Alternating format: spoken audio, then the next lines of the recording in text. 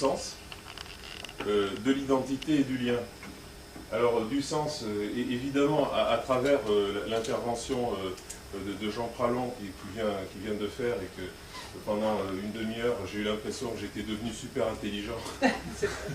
Donc voilà, mais ça retombe vite. Hein.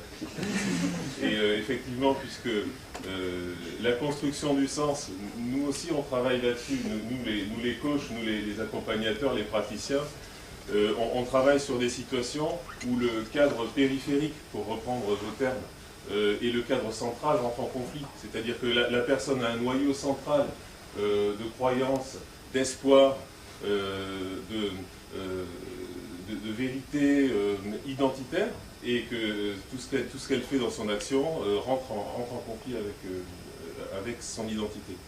Auparavant, la réussite était plutôt quantitative et plutôt liée à l'atteinte de critères objectifs, de salaire, de pouvoir, de hiérarchie, et qu'aujourd'hui on voyait apparaître un autre sens, un nouveau sens qui était plus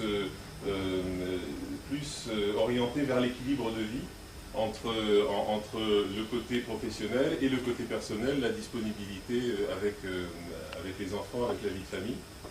Sur l'identité, effectivement, il y avait l'intervention de Jean-Yves, où il démontrait bien comment l'identité d'un individu pouvait être écrasée par les exigences d'une organisation qui le fait bouger à droite à gauche et qui se fonde sur des prérequis complètement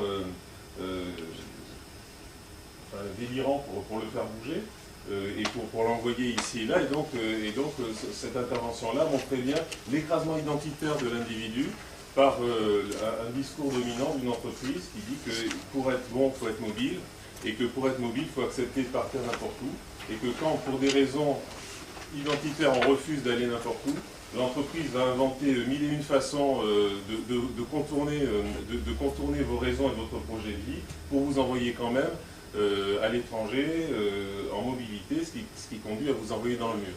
Et puis sur le lien, moi ce que j'ai appris sur le lien, c'est la notion de citoyenneté organisationnelle, qui montrait la diversité des façons dont le lien avec l'institution, avec l'organisation évolue. C'est-à-dire qui montre l'énorme créativité que les individus sont capables de mettre en œuvre pour s'adapter à cette espèce de pression écrasante d'une croyance centrale, pour le coup, qui est la croyance à la loi du marché. C'est-à-dire que ce qu'on voit, nous, praticiens, dans l'entreprise, c'est la prise de pouvoir de plus en plus forte, depuis 10 ans, de la finance actionnariale.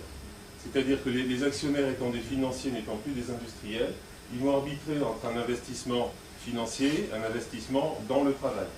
Et donc, le travail doit être aussi performant, voilà, que l'investissement financier. Sinon, l'argent ne va pas s'investir dans le travail.